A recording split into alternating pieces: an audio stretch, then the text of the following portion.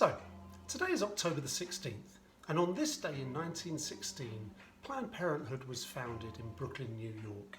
And at the current time, it feels that women's reproductive health care rights are completely under attack. Well, it doesn't just feel like it, they are all across not just America, but around the world.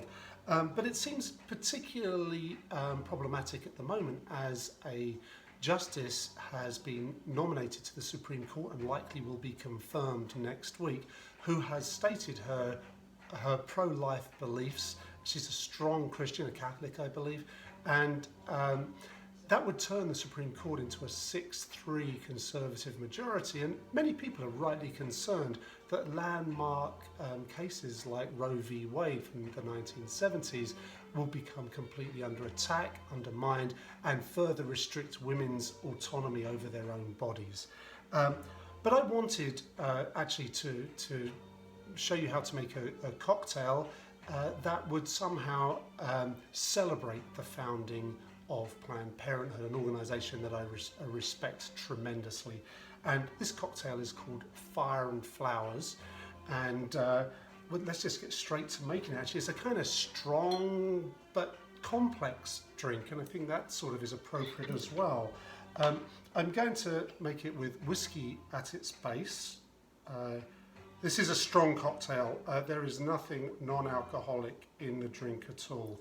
We put in 1.5 ounces of rye whiskey, and then for the fire of the Fire and Flowers, I'm going to put in mezcal, and that adds a real sort of smokiness to the whole thing.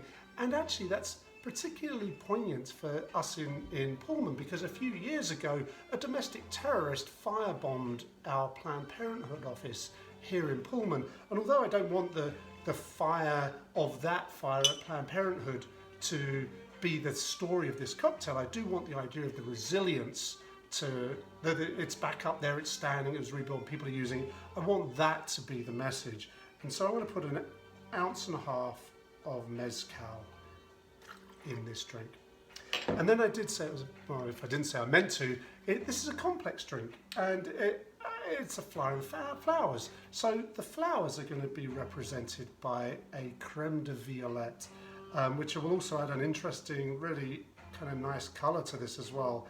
And I'm going to put in 1/2 ounce of that, which will really add that floral bouquet to the whole thing.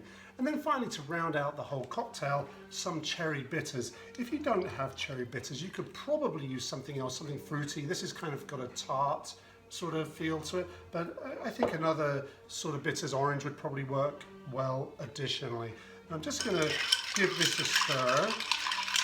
You know, like, as I've mentioned before, about 20 seconds or so should do. You can hear all those ice cubes getting bruised in the mixing glass. And really, that should do us.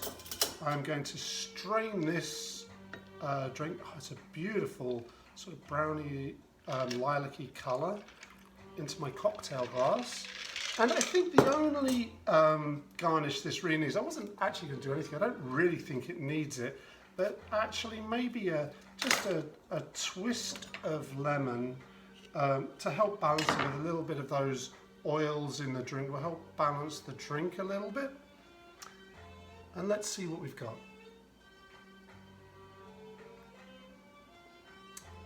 Yeah, I stand with Planned Parenthood. Cheers.